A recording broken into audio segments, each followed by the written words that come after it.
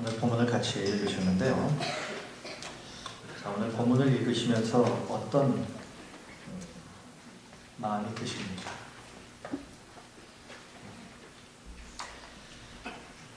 자, 제가 이 질문을 먼저 드리는 것은 오늘 이 본문에서 분명히 야곱은 그의 인생에서 또 다른 전환점을 맞이합니다. 무언가를 결정을 했어요. 그렇다면 여러분들은 인생을 사시면서 무언가를 결정할 때 어떤 일부터 하십니까? 예를 든다면 직업을 구할 때, 새로운 일을 시작하려고 할 때, 사업을 시작하려고 할 때, 이사를 하려고 할 때, 학생들 같으면 학교, 학과를 선택하려고 할 때 무슨 일부터 하십니까? 자본을 보십니까? 내 생각대로 그렇게 하십니까? 내 판단에 옳은 대로 하십니까? 실력을 보세요. 주어진 내 환경을 보십니까? 저는 오늘 이 시간에 한 사람의 인생에서 한 사람의 운명뿐만 아니라 한 민족의 운명을 좌우할 결정적인 순간에 아주 중요한 결정을 내리고 새로운 삶을 시작한 한 사람을 말씀드리려고 합니다. 그리고 그 중요한 결정을 하게 된 역사적인 장소 한 군데를 말씀드리려고 합니다. 그 주인공은 야곱이고 그 장소는 브엘세바입니다. 오늘 46장 1절은 이렇게 시작을 합니다. 이스라엘 모든 소유를 이끌고 떠나 브엘세바에 이르러 그의 아버지 이삭이 하나님께 희생 제사를 드렸다 이렇게 말합니다. 여기서 이스라엘은 우리가 잘 아시다시피 하나님이 야곱에게 주신 또 다른 이름이죠. 1절에 야곱이 지금 브엘세바에서 하나님께 제사를 드렸다 이렇게 말합니다. 야곱은 평소에도 예배를 하나님 앞에 드렸습니다. 그런데 왜 이 대목에서 야곱이 하나님 앞에 제사한 것을 특별히 언급을 하고 있느냐 하는 겁니다. 그 이유는 이때 야곱이 드린 이 예배는, 이 제사는 그의 생애에 있어서 아주 중요한 의미를 가지는 제사였기 때문입니다. 이때 분명히 야곱은 인생의 그 어떤 전환점을 맞이하고 있었어요. 당시 그의 나이는 130세, 이미 모든 희망이 다 사라진 하나님의 부르시기 바로 직전의 때입니다. 더구나 이미 그의 마음은 60년 살았을 때 그의 마음은 이미 죽은 것과 같은 그러한 삶을 살았어요. 그 이유는 많은 자식들이 있었지만 그 가운데 가장 사랑했던 요셉이 동물에게 물려 죽었다는 그 사실을 그가 듣고 그 이후부터 그는 슬픔 가운데 삽니다. 그는 살았지만 그의 마음은 이미 요셉의 죽음의 소식을 듣고 난 이후부터 그의 마음은 이미 무덤 속에 있는 것과 똑같았어요. 그런데 정말 믿기지 않는 일들이 일어났습니다. 놀라운 소식을 들었어요. 그것은 바로 요셉이 살아있다는 것입니다. 그것도 애굽의 총리가 되어 있다는 것이었어요. 그때 가나안 땅에는 심각한 흉년이 들었습니다. 그래서 이 야곱의 아들들은 곡식을 구하기 위해서 애굽으로 내려갔고 애굽으로 내려간 그때에 자기의 동생이 총리가 되었다는 사실을 알게 되었어요. 그리고 그것을 아버지에게 이야기합니다. 더구나 요셉이 아버지 야곱을 모셔오라고 하면서 아버지에게 보낸 그 수레를 볼 때 45장 27절은 뭐라고 말하냐면 야곱의 기운이 소생했다 이렇게 말합니다.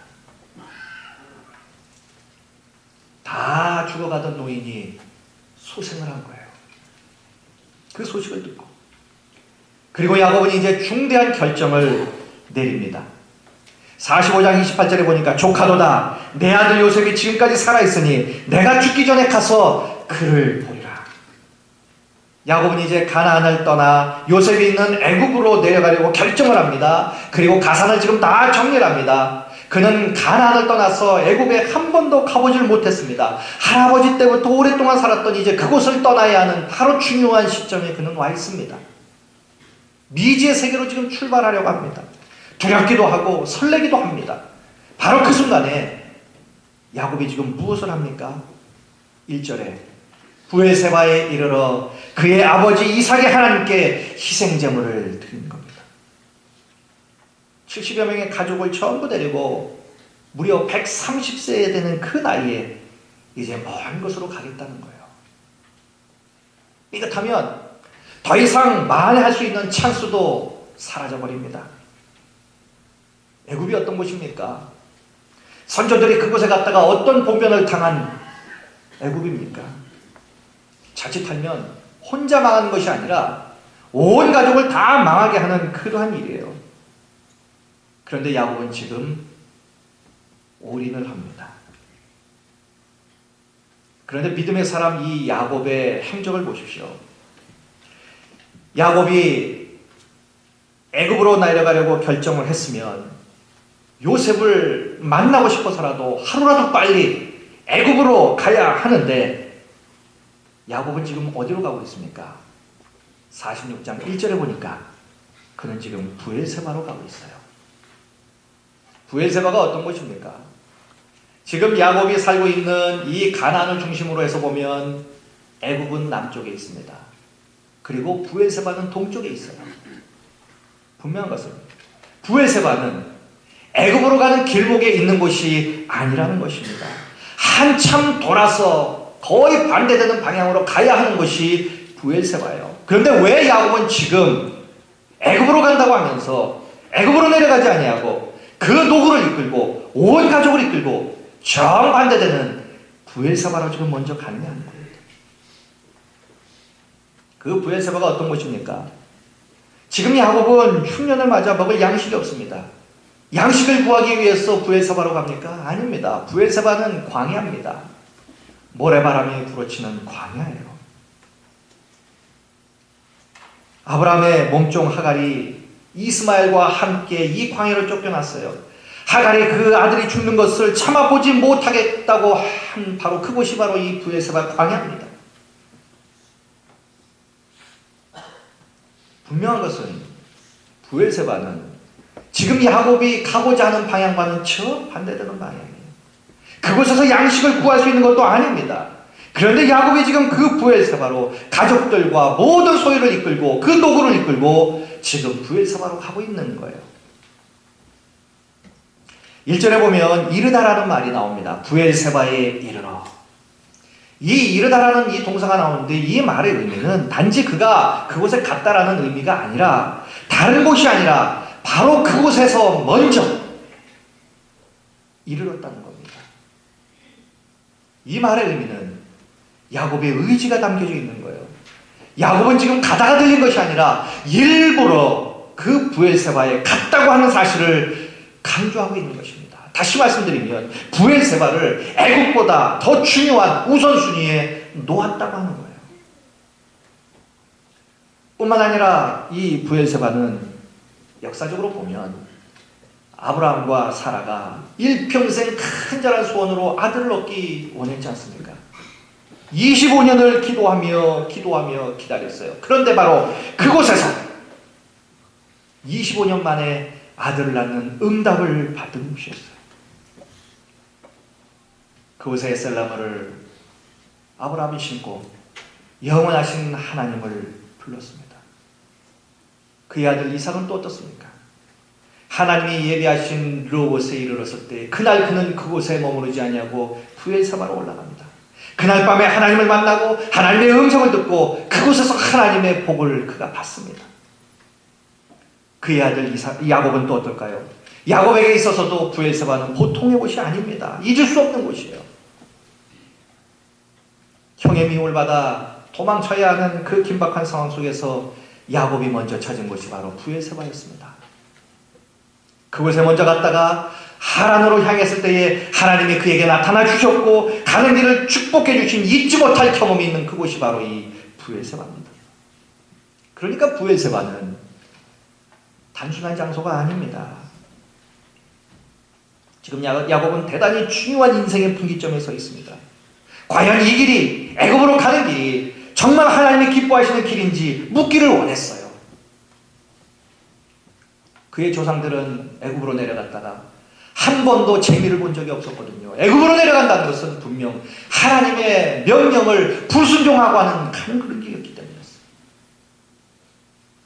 그렇게 보고 싶었던 요셉이 살고 있는 애굽으로 내려갔는데 그는 그 길이 하나님이 정말 기뻐하시는 길인지 알고 싶었어요.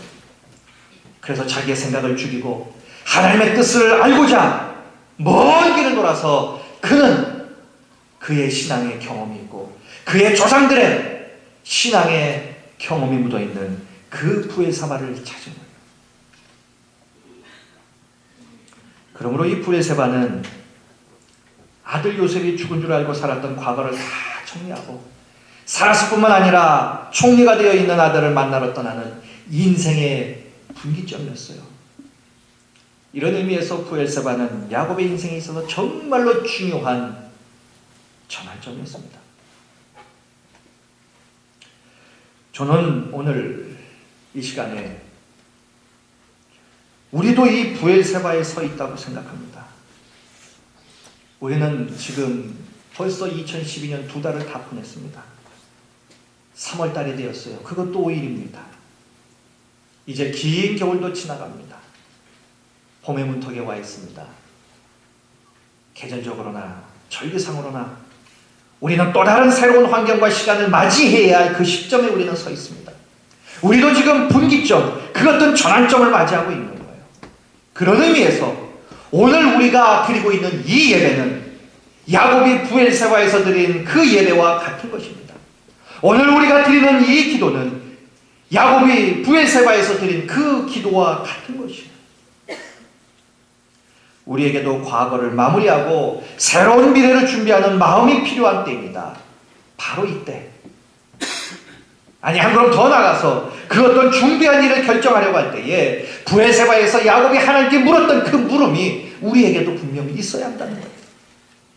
그리고 야곱이 받았던 하나님의 음성. 나는 너의 하나님이라. 내 아버지의 하나님이니 애굽으로 내려가기를 두려워하지 말라. 내가 거기서 너로 그 민족을 이루게 하리라고 하는 이 하나님의 음성 또한 우리도 들어야 할 줄로 믿습니다.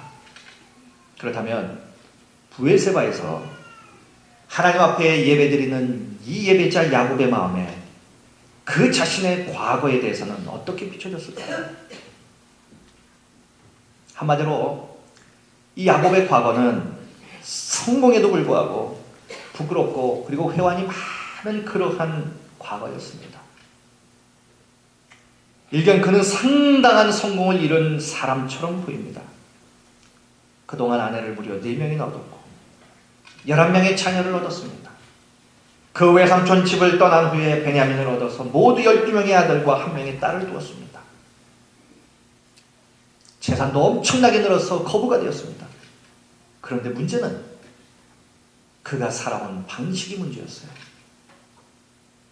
그는 하나님께 인생을 맡기지 못했습니다. 언제나 자기의 뜻과 자기의 방법대로 살았어요. 항상 편법대로 살았습니다. 요즘 말로 항상 꼼수를 부리면서 살았던 인생이었어요. 형의 에서를 속여서 복을 가로챘습니다. 에서는 그 일로 분노했고 야곱을 죽이려고 합니다. 이 일로 인해서 야곱은 한 번도 가본 적이 없는 외삼촌 집으로 도망을 합니다. 그곳에서 그는 무려 20년을 머무릅니다. 그리고 외삼촌의 양을 먹이면서 이런저런 방법으로 자신의 재산을 풀려나갑니다. 그런데 그것이 문제였어요. 그가 거둔 성공은 참 성공이 아니었기 때문입니다. 오히려 그가 거둔 이 성공은 그에게 고통을 안겨주었어요. 우선 그의 가정에는 평화가 없어졌습니다. 아내들은 서로 경쟁하고 시기했고요. 자식들 사이에는 우애가 없었습니다. 가장 사랑했던 아내 라헬도 핏덩이인 베냐민을 남겨두고 세상을 떠나버립니다. 나중에 세겜에 왔을 때의 딸 디나, 그 집안 추장에게 겁탈을 당합니다. 오빠들은 복수를 명목으로 세겜 사람들을 다 죽여버립니다. 거기다가 야곱이 가장 사랑했던 요셉마저 죽어버립니다. 많은 것을 얻었고 성공했고 부자가 됐는지 모르겠지만 그의 인생은 슬픔으로 점철했다는 거예요. 잊을 수 없는 아픔들이 그의 삶에는 구석구석에 묻어 있었다는 거예요. 그의 성공은 신기루와 같은 것이었습니다. 얻은 듯 했지만 그것들이 그를 진정으로 기쁘게 해주지 못했다는 거예요. 이룬 듯 했지만 그의 성공은 사상두각이었다는 거예요. 성공한 듯 보였지만 속은 공허했습니다. 그리고 그에겐 진짜 행복과 참 기쁨이 없었어요. 이유는 하나입니다. 그의 성공은 하나님으로부터 온 성공이 아니었기 때문에 하나님을 의지하지 않았습니다. 하나님께 묻지 않았습니다. 하나님과 함께하지 않았단 말이에요. 물론 그도 어려울 때는 하나님을 찾았습니다. 외삼촌의 집으로 도망갈 때도 그랬고, 야복강 나루터에서 형 에서를 만날 때도 그는 하나님께 기도했습니다. 그러나 그때뿐이었다는 거예요. 인생의 위기가 끝나면 그는 다시 자기의 방법대로, 자기 욕심대로 그냥 그렇게 삽니다. 그러다가 이제 다 늙은 나이에 비참함을 금할 수 없는 자리까지 옵니다. 이것이 그의 과거예요. 야곱은 자신의 과거를 생각하면서 무슨 생각을 했을까요? 그렇다면 여러분,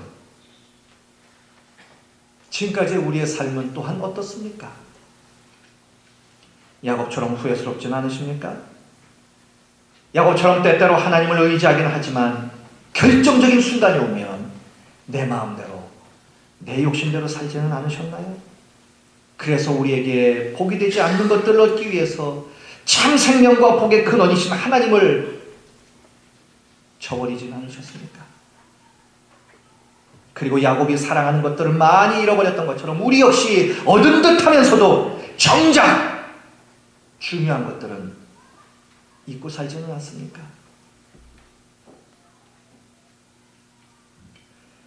그렇다면 우리는 더 이상 옛날처럼 살아서는 안 됩니다. 과거를 더 이상 답습해서도 안 됩니다. 아쉬울 때만 하나님을 부르는 약삭빠른 그러한 모습은 이제 버려야 합니다. 그리고 복국에 살아온 우리의 모습을 하나님 앞에 정직하게 내려놓고 회개해야 합니다. 그리고 이젠 하나님께서 인도해 주실 새로운 미래를 향해서 우리 또한 야곱처럼 출발을 해야 합니다. 과거를 이제 다 정리하고요. 저는 이 시간 하나님이 브에세바에서 제사를 마치고 애굽으로 출발하던 야곱에게 주신 그 소망을 하나님이 우리에게도 허락해 주시기를 간절히 소원합니다. 브에세바에서 제사를 마친 야곱은 다시 힘이 생겼어요. 언제 슬퍼냐는 듯이 다시 기력이 솟아나서 힘있게 애굽으로 출발합니다. 이 기운이 어디서 왔습니까? 그것은 새로운 미래가 기다리고 있다는 소망으로부터 온 것이에요. 하나님이 그에게 새로운 삶을 주셨다라는 소망, 새로운 미래를 주셨다라는 소망에서부터 온 것입니다. 요셉이 짐승에게 죽었다고 생각한 순간 그 자신에겐 더 이상 미래가 없었어요. 이대로 슬퍼하면서 살다가 죽는 것밖에는 남는 것이 없다고 생각했습니다. 그러나 하나님은 그에게 믿어지지 않는 그 미래를 허락해 주신 거예요. 그리고 그 미래에 대한 소망이 그를 다시금 일어나게 만들었다는 거예요. 브엘세바에서 야곱의 고통스러운 과거도 이제 다 청산이 되어버린 겁니다. 하나님께서 새롭게 주신 그 미래 때문에, 미래에 대한 소망 때문에. 그리고 그의 시간은 이제 과거가 아니라 미래로 전환이 됩니다. 과거를 바라보면서 깊은 회원해졌던 그의 눈이 이제는 미래를 바라보기 시작합니다. 그는 이제 하나님만 바라보기로 마음먹습니다. 하나님만 소망의 줄처럼 붙잡고 가기로 작정을 합니다. 하나님이 그에게 주신 소망의 상징이 무엇입니까? 요셉이 보낸 수레였어요.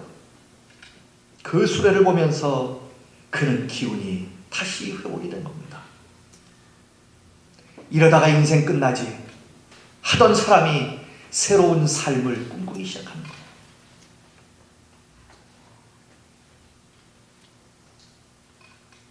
그렇게 사랑하는 성도 여러분, 꼭 기억하십시오. 지금 내가 하고 있는 일이 이러다가 말지 생각하지는 않습니까?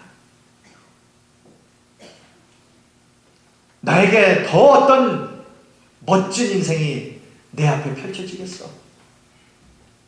그 어떤 새로운 일이 내 사업장에 있겠어? 이렇게 생각하지는 않습니까? 그래서 아무런 소망 없이 그저 한날 한날 살아가는 인생을 살지는 않습니까? 우리가 신앙생활하면서 하나님을 향하여 기대를 갖고 계십니까? 오늘도 하나님이 나를 위하여 그 무언가를 역사하실 그 기대를 갖고 오늘 하루를 시작하십니까? 오늘 이 예배는 여러분들에게 어떤 의미입니까? 야곱의 소망도 끝났어요. 130세에 이제 하나님의 부르심을 받는 그 일만 남지 않았겠습니까? 그가 무엇을 더 하겠습니까? 무엇을 더 기대하겠어요? 자기가 살고 있는 곳은 지금 흉년입니다. 글쎄요, 거기서 계속 살았다가는 음식이 없어도 굶어 죽기도 하겠죠. 지나온 시간의 성공이 무슨 의미가 있겠습니까?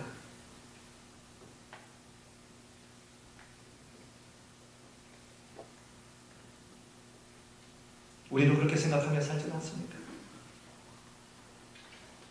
그러나 여러분 기억하십시오. 하나님은 우리에게 빛나는 미래를 준비해 주시는 분입니다. 하나님은 요셉이 죽었다고 생각하며 슬퍼하던 그때에 야곱도 모르게 마치 비밀작전을 수행하시듯이 요셉을 훈련시키고 준비시켜서 총리가 되게 하셨어요. 요셉은 흉년에 굶어 죽을 사람들을 살리기 위해서 하나님이 준비하신 카드였습니다. 뿐만 아니라 야곱에게는 미래를 책임져 줄 축복이었다는 거예요. 이제 야곱은 가장 사랑하던 그 요셉의 효도를 받으면서 여생을 살려낼 것입니다. 이게 꿈일까요? 생실까요? 이런 마음을 가지며 그의 삶은 변할 거예요. 이것이 하나님이 준비하셔서 야곱에게 주신 복이었어요. 인생 말년에 모든 소망이 끊어진 그때에 하나님은 야곱을 위해서 또 다른 소망을 주시고 또 다른 복을 예비해 놓으셨다는 사실. 야곱아, 너무 애태우지 마라. 네가 모르는 동안에 나는 너의 노후를 책임질 요셉을 준비했다. 너는 요셉이 죽은 줄 알았지만 그는 살아있고 애굽의 총리가 됐다. 내가 너를 위해 준비한 축복이다. 이제부터 넌 더 이상 너 자신을 의지하지 말고 나만을 바라봐라. 내가 너의 미래다. 내가 너의 소망이다. 내가 너의 미래를 책임져 주마. 나와 새로운 소망을 향해, 새로운 미래를 향해 나와 같이 출발하자. 이런 뜻으로 하나님은 야곱에게 놀라운 약속의 말씀을 하시죠. 그것이 2절부터 4절입니다. 그 밤에 하나님이 이상 중에 이스라엘에게 나타나 이르되 야곱아 야곱아 하시는지라. 야곱이 이르되 내가 여기 있나이다 하매 하나님이 이르시되 나는 하나님이라 내 아버지 하나님이니 애굽으로 내려가기를 두려워하지 말라. 내가 거기서 너로 큰 민족을 이루게 하리라. 내가 너와 함께 애굽으로 내려가겠고 반드시 너를 인도하여 다시 올라올 것이며 요셉이 그의 손으로 내 눈을 감기리라 하셨더라. 가장 사랑하는 아들이 자기의 임종을 지켜보며 자기의 눈을 감겨주는 이 아름다운 말년.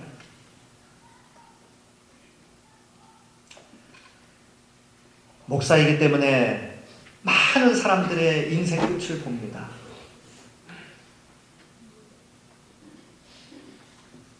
회환도 있고 죽음 앞이지만 감격도 있어요. 야곱은 판만장한 삶을 살았어요. 정말 뒤돌아보면 후회도 많고 회환도 많은 그런 삶이었어요. 그런데 하나님은 그에게 마지막에 축복을 주셨어요. 말년이 복된 그 복을 주셨다는 거예요. 사랑하는 성도 여러분, 말년이 복되시길 축원드리겠습니다. 우리의 과거를 돌아보면 참 치열하게 살죠. 하나라도 더 얻으려고 성공하려고 치열하게 삽니다. 그러나 그 치열함이 인생의 말년에 추함으로 나타나지 않기를 원합니다.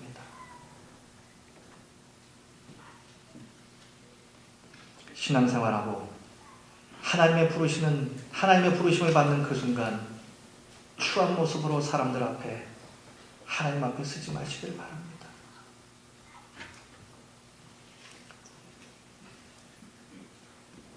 하나님은 야곱이 가장 아쉬워하고 염려하는 부분을 모두 말씀하셨어요. 마음 놓고 애굽으로 가라. 애굽에서 내가 너를 큰 민족으로 이루어주겠다. 내가 너와 함께 가고 요셉이 너의 눈을 감겨줄 것이다. 그리고 다시 가나안으로 와야지. 내가 너의 후손들을 다시 가나안으로 올라오게 또한 인도해 주겠다. 그러자 야곱은 부엘세바를 떠날 때 어떤 마음이었을까요? 한없이 행복했을 거예요. 그동안에 경험하지 못했던 그 기쁨이 충만한 가운데에 애굽으로 떠났을 것입니다. 한 번도 가보지 않은 곳, 두려움이 왜 없겠습니까? 내 나이 130, 가다가 죽을 줄도 모르는 거예요. 그런데도 그에게는 두려움이 없어요. 왜입니까? 응답을 받고 가기 때문에 그래요. 여러분들 인생 살면서 그 무언가의 일을 할 때에 그 일을 하실 때 두려우십니까? 잘 될지 안 될지, 성공할지 망할지 두려우세요? 이렇게 해야 할지 말아야 할지, 이 길로 가야 할지 말아야 할지 두려우십니까? 이유가 있어요. 응답을 받지 않고 가기 때문에 그렇습니다. 응답을 받고 가는 사람에게는 두려움이 없습니다. 130의 노구를 이끌고도 두려움이 없는 거예요. 왜냐하면 응답을 받고 가기 때문이에요. 그래서 야곱은 그 나이에 감격과 기쁨과 행복을 가지고 애굽을 향해 가는 겁니다. 설레는 마음으로, 감격하는 마음으로 하나님의 복이 기다리고 있는 그곳으로 가고 있는 거예요. 이것이 부엘사바를 떠나는 야곱의 마음이었어요. 사랑하는 성도 여러분, 지금 여러분들은 어떤 분기점에 서 계십니까? 우리는 반드시 어떤 중요한 문제를 앞에 놓고 하나님의 뜻을 물어야 합니다. 하나님은 다윗을 내 마음에 합한 자라고 말씀하셨어요. 왜냐하면 그는 하나님께 물었습니다. 그리고 그 뜻에 따라 순종했어요. 분명 하나님은 야곱을 신실하게 인도해 주신 것처럼 우리에게 또한 인도해 주실 줄로 믿습니다. 그러므로 어떤 일을 진행하기에 앞서 먼저 하나님께 물으십시오. 그럼 어떻게 하면 하나님의 음성을 들을 수 있습니까? 오늘 야곱은 희생제사를 하나님께 드렸다라고 말씀합니다. 이 희생제사를 드렸다라고 하는 말은 단순히 제물을 바쳤다라는 의미가 아니에요. 제물을 드릴 때에 제물만 드린 것이 아니라 자기 자신 또한 온전히 드렸다라는 말이에요. 정결하게 깨끗한 제물로 자기를 온전히 하나님께 드렸다라는 뜻이에요.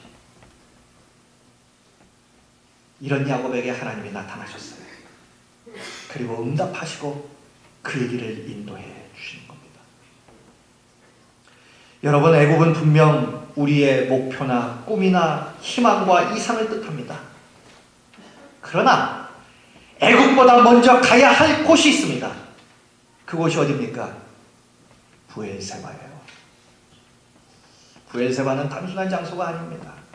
항상 하나님의 음성을 들을 수 있는 곳, 하나님의 택한 백성을 위하여 자신의 언약의 맹세를 축복으로 주셨던 특별한 곳입니다. 그곳이 어디여야 합니까? 바로 이곳이어야 합니다. 지난주가 연휴였죠. 연휴가 끼면 저는 늘 이런 마음입니다. 돌아오는 주일 얼굴을 못 볼 우리 성도님들은 몇이나 될까? 오늘 보세요. 편하잖아요. 어디로 가셨는지, 무슨 일 때문에 가셨는지. 애굽으로 가기 전에 우리는 부엘세바에 먼저 가야 합니다. 부엘세바는 애굽으로 가는 길목에 있는 것이 아니라 멀리 돌아서 정반대 멀리 가야 하는 곳이었어요. 많은 수고가 있는 곳이었습니다.